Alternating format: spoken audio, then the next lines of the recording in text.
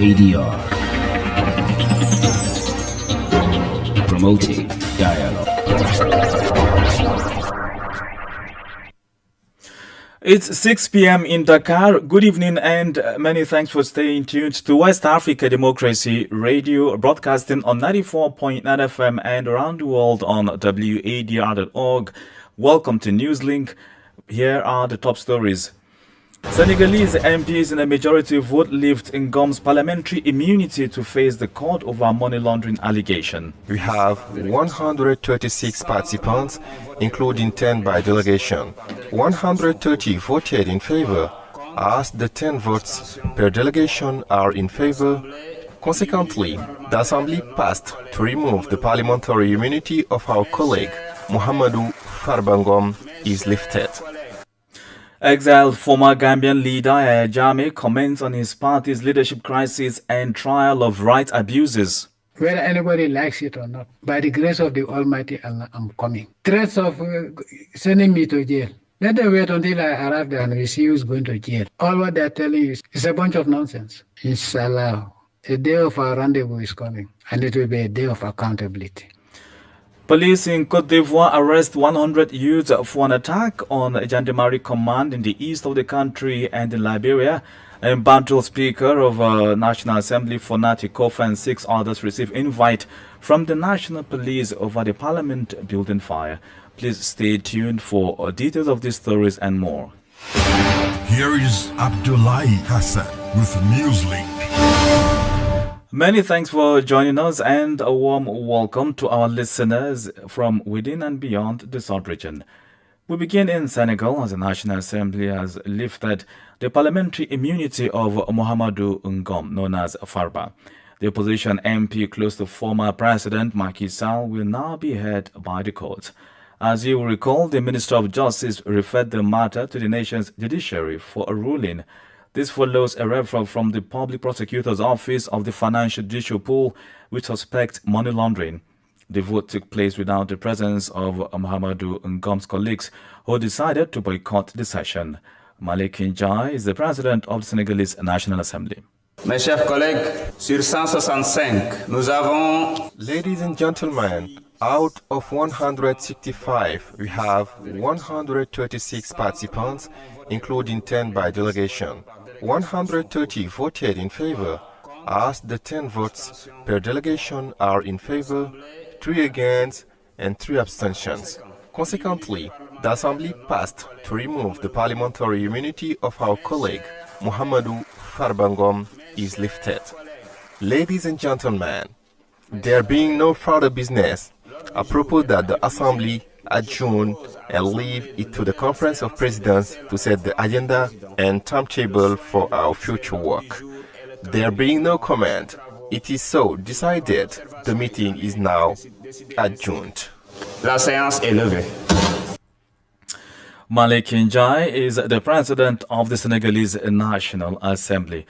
Meanwhile, the Senegalese Daily Sun Print published an estimate on Friday concerning the number of inmates in prisons in 2024, projected to reach 14,147 inmates.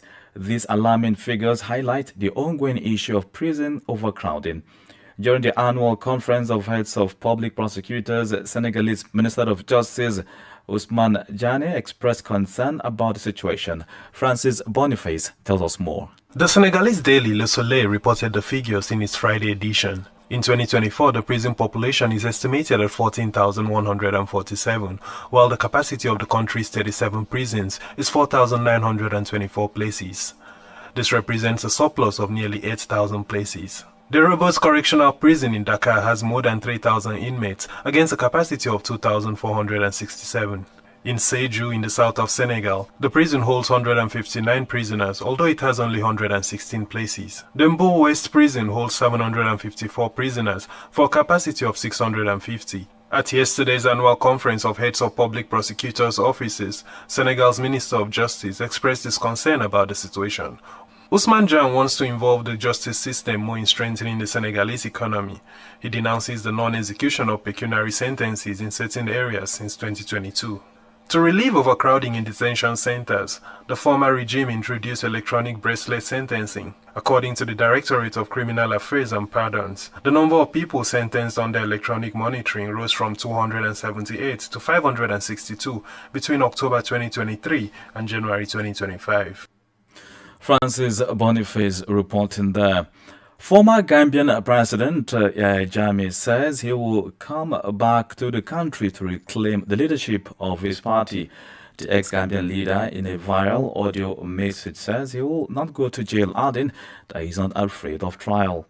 This followed the approval of tribunal by ECOWAS to prosecute Jammeh. From Banjul, WADR's Sankle Janko reports. Addressing his party supporters via a WhatsApp audio, Jammeh said he has relieved Yahya Tamba as the leader of his party, Alliance for Patriotic Reorientation and Construction APRC NATO Alliance, a factional wing of the party not recognized by party laws. I have decided to take over my party myself and will not be entrusted to anyone again. Once bitten, twice shy. Twice beaten, you are dead. I will not let it happen. It is a solemn decision that I have taken, and I hereby inform all of you that with effect from today, I have relieved Yahya Tamba of his chairmanship and interim party leadership with effect from today. Reacting to his comment, supposed sacked party leader Yahya Tamba says, Well, for now, I don't have any reaction. No.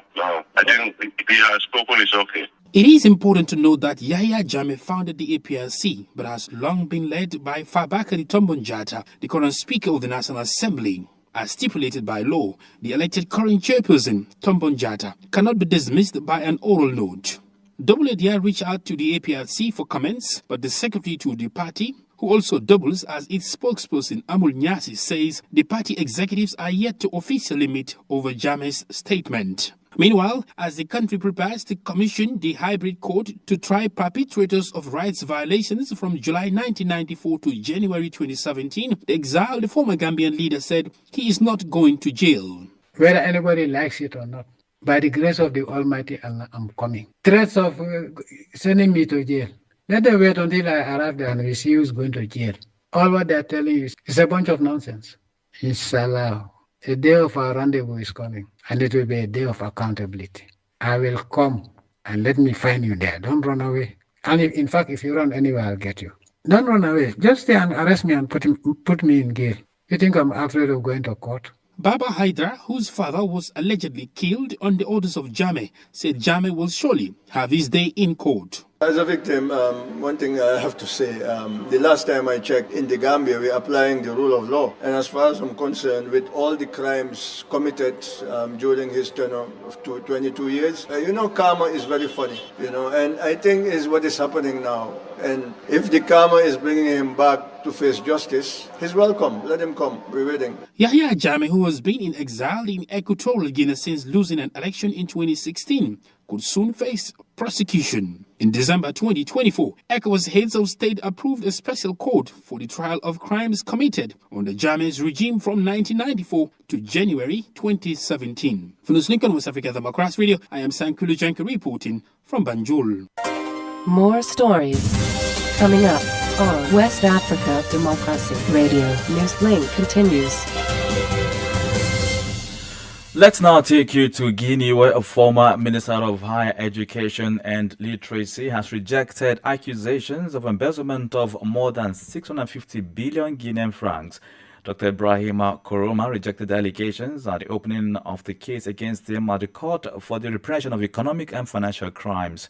At the hearing, the lawyer for the civil party requested an adjournment of the case to examine the exhibits and documents associated with the trial.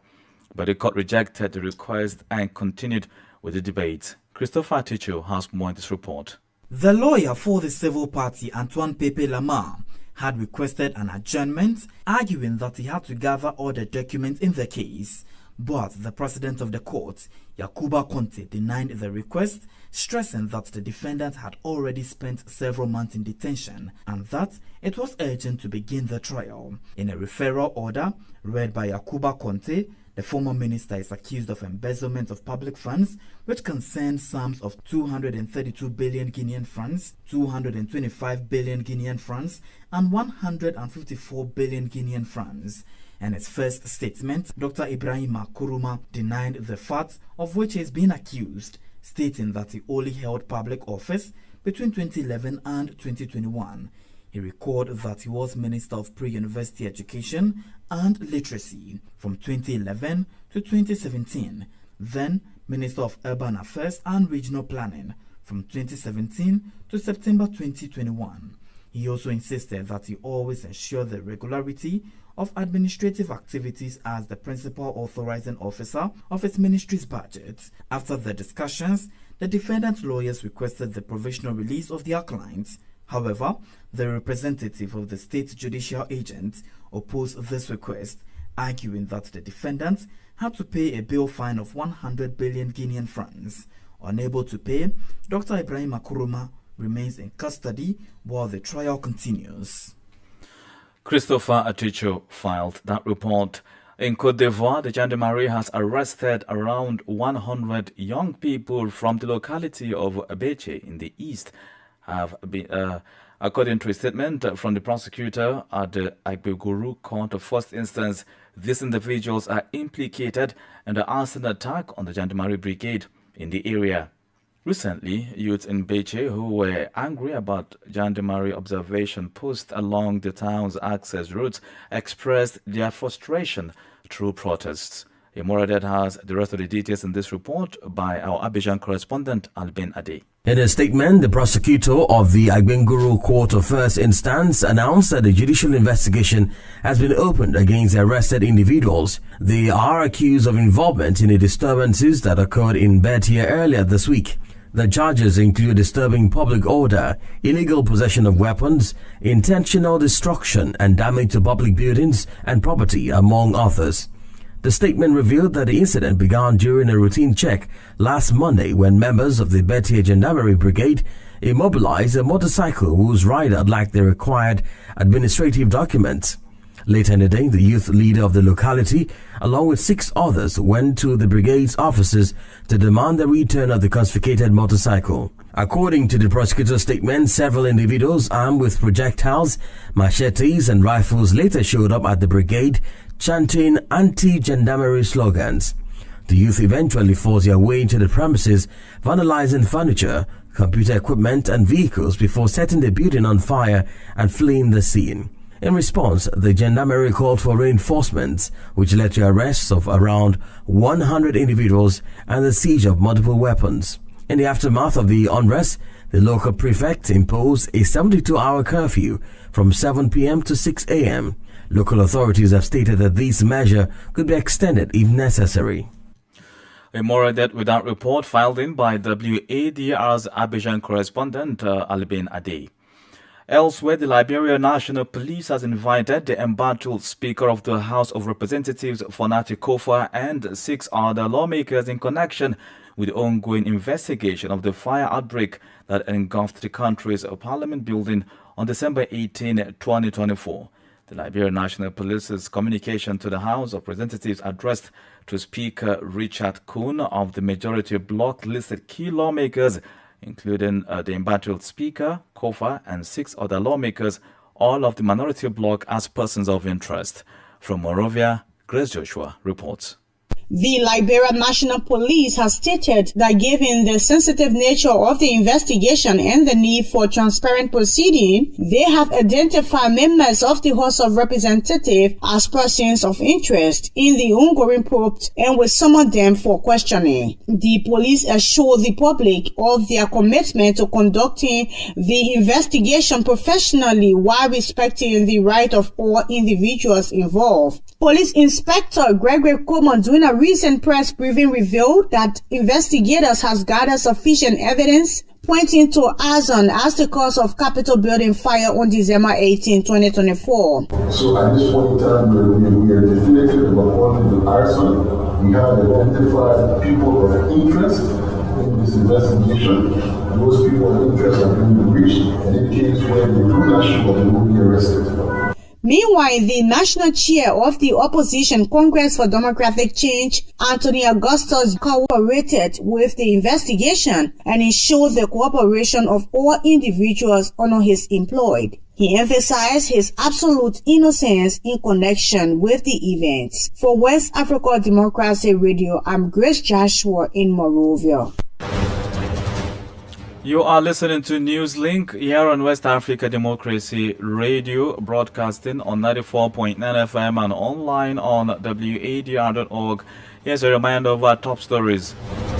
Senegalese MPs in a majority vote lift Ngom's parliamentary immunity to face the court over money laundering allegation. Exiled former Gambian leader Yahya Jammeh comments on his party's leadership crisis and trial of rights abuses. Police in Cote d'Ivoire arrest 100 youth for an attack on the Gendarmerie command in the east of the country. And Bantu Speaker of Liberia's National Assembly, Fonati Kofa, and 6 others receive invite from the National Police over the Parliament building fire. Ahead in the news, we have the guest interview and sports news. Please stay with us. West Africa Democracy Radio. It's you speaking. Remember, we are live online on wadr.org and on Facebook at WADR English Service. Let's take you to the Sahel region, where the Malian Ministry of Mines has introduced tougher measures to combat illegal gold mining, a practice causing severe environmental damage. The decision was announced Wednesday during a cabinet meeting. As a reminder, in 2024, authorities dismantled around 10 illegal mining sites and seized various materials. Nadri Tete has the details. In a statement, the Ministry of Mines highlighted the growing threat of illegal gold mining fueled by the rise of unauthorized groups. According to the ministry, the majority of those engaged in this activity are foreigners using sophisticated mechanized equipment. The ministry underscored the significant environmental risks, including water pollution caused by toxic substances, irreversible damage to biodiversity, and health hazards for nearby communities. Additionally, the practice results in substantial fiscal losses for the Malian state. The statement further noted that illegal mining activities not only fuel criminal and terrorist networks, but also intensify social tensions in affected regions. In response to the growing challenge, the government has announced a comprehensive action plan to strengthen enforcement. The plan includes legislative reforms and enhanced international cooperation to address the issues effectively. In 2024, intensified efforts led to the closure of 61 illegal mining sites and the seizure of equipment, including 286 excavators and 63 vehicles. These measures aim to curb illegal mining and mitigate its damaging effect on Mali's environment and economy. Nadiri Titi with that report. Now to health matters. Nigeria's National Agency for Food and Drug Administration and Control, NAFDAC, has destroyed counterfeit, adulterated and unregistered food, drug and cosmetic products worth over $1.6 million. The exercise was held in a public space on Thursday at the Kuje dump site in the Federal Capital Territory, Abuja. The agency's Director General, Professor Modishola Adiyeye, emphasized that the destruction was part of a routine operation aimed at eliminating substandard and dangerous products from Nigeria's supply chain. Usman Umar has more. Professor Adeyeye, represented by the National Agency for Food, Drug and Administration and Control, NAFDAC Director Dr. Festus Ukadike, stated that similar exercises are conducted annually across various zones of the country depending on the volume of seized products. It is a way of sending a very strong signal to the cartels that are involved in the production or importation or sales and distribution of substandard and falsified medical products and unwholesome processed foods. There is zero tolerance to substandard and falsified medical products and unwholesome processed foods. Nigeria will no longer be a haven for dumping these products. The Director General of the Standard Organization of Nigeria, SON, Dr. Ifeanyi Okeke, praised NAFDAC's efforts and urged manufacturers and importers to comply with the regulations. Represented by SON's FCT coordinator, Gamagira Mohammed, Dr. Okeke emphasized that both NAFDAC and SON are readily available to guide stakeholders on adherence to product standards. At any given time, we come across items that are particularly regulated by NAFDAC. We will get across so that at least in line with their act, they can build the appropriate thing, and it's vice versa. In 2024, NAFDAC seized counterfeit and substandard food, drugs, and cosmetics worth over 120 billion naira, approximately $144 million. The destroyed items included psychoactive substances, antibiotics, expired food products, and unsafe cosmetics. Additionally, NAFDAC's crackdown uncovered and targeted over 6,000 bags of rebagged rice in the Federal Capital Territory, Abuja. The agency is stepping up its enforcement efforts to address the increasing public health risks associated with counterfeit goods and is actively investigating the cartels behind these illegal activities. For Newslink on West Africa Democracy Radio, Usman Umar reporting from Abuja. Politics, analysis on major news, social matters, and all. This is A Guest. Well, our guest segment tonight takes us back to Liberia, where the National Police has invited the embattled House Speaker Fonati Kufa and several lawmakers in connection with the ongoing investigation of the fire outbreak that engulfed the National Assembly in December last year. The National Police, in a statement to the House of Representatives addressed to Speaker Richard Kuhn of the Majority Bloc, listed key figures including Speaker Fonati Kufa, Dixon Sebo, Marvin Cole, Frank Foko, Priscilla Cooper, Abu Kamara, and Jacob Deby, all of the Minority Bloc, as persons of interest. Our guest is Dr. Aaron Ware, a political analyst who speaks to WEDR about the situation. Coming out of an election year where the votes were split right through the middle, you want to be very careful how you approach this, because there's sensitivity on both sides. Those most culpable held to account. The other side is sensitive. That part of this investigation might be a form of witch hunting or trying to find someone to blame. So there has to be a level of conflict sensitivity by the police in how you approach investigations. It's high-stake politics. A lot could go wrong if this is not managed well. So I will say this is good. The promptness by the police to get at the bottom of this, but you have to approach it with some level of conflict sensitivity. The police have now invited the embattled Speaker Fonati Kufa and 6 other opposition lawmakers as persons of interest in connection with the crime. How would you describe such a move by the police? If the police is acting on rare evidence and have facts, they have information that someone like me do not have. So I can just say, well, if that investigation and bringing on people of interest is informed by what they have access to, that is good. But then again, I will caution a certain level of conflict sensitivity here, because these are senior Liberian politicians that come from a political party with supporters who get in the street in defense of their lawmakers. So the public has to be convinced, the trust and confidence in the work of the police has to assure the public that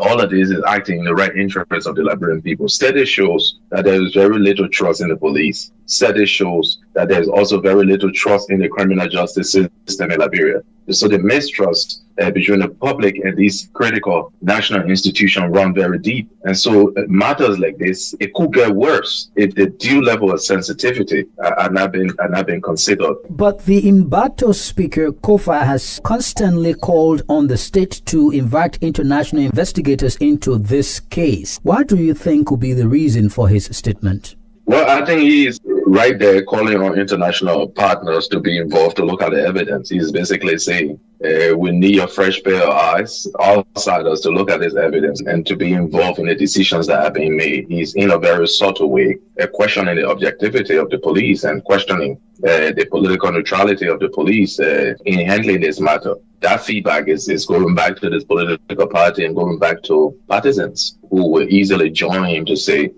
this is a witch hunt. So it's all about how do you use this kind of high-profile political investigation to rebuild trust in the public, to rebuild trust between key institutions of government and the public. What do you think will be the outcome of this case? One outcome is it could go terribly wrong. There could be a verdict forwarded to court to say, all right, the investigation showed that a number of persons in parliament are the instigator of the fire incident at the legislature, and that could be rejected as a political witch hunt. Another outcome could be that there is a meeting of minds behind the scenes and it has happened before. So let's forget about this, because if we come up with the findings of this, it could be disruptive to the current peace and stability. These are the two likely outcomes. I reject the second one because we've been down that road before. Let bygone be bygones. Let's forget it and move on. We've been there before.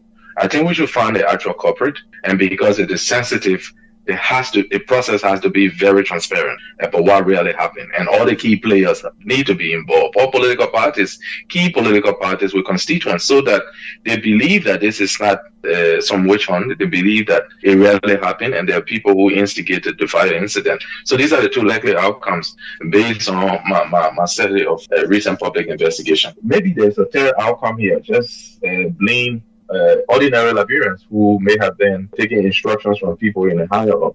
It could be. So let's blame people who are not in senior positions in government. Dr. Aaron, who is a Liberian political analyst. And in the world of sports, Senegalese soccer star Sadio Mane, now thriving in Saudi Arabia with Al Nassr, has dismissed rumors linking him to a return to European football visit Inter Milan. Since joining the Riyadh-based club in the summer of 2023, the 33-year-old Senegalese forward has continued to impress, scoring 5 goals in 16 Saudi Pro League matches this season. I think it's part of football, and as a player you have to accept that. The rumors still exist, but I'm no longer a younger player who let it affect him. I am here, focused on my team. It does not bother me. My goal is to stay with Al Nassr and contribute to winning titles, he stated. Mane's response signals his commitment to Al Nassr as the aim for domestic and regional success, leaving no room for doubt about his immediate future. And with that, we've come to the end of this edition of Newslink here on West Africa Democracy Radio, broadcasting from Dakar, Senegal. Thank you for listening, and many thanks to Maudio Juve and Umu Daniogo for the technical support. Do interact with us via social media platforms, X, Instagram at WADR News, on Facebook, WADR English Service, and stream live on WADR.org. Coming up at the bottom of the hour is a replay of our security program in the Sahel. I'm Abdullahi Hassan. Good evening. And many thanks to you for listening to Newslink via Hot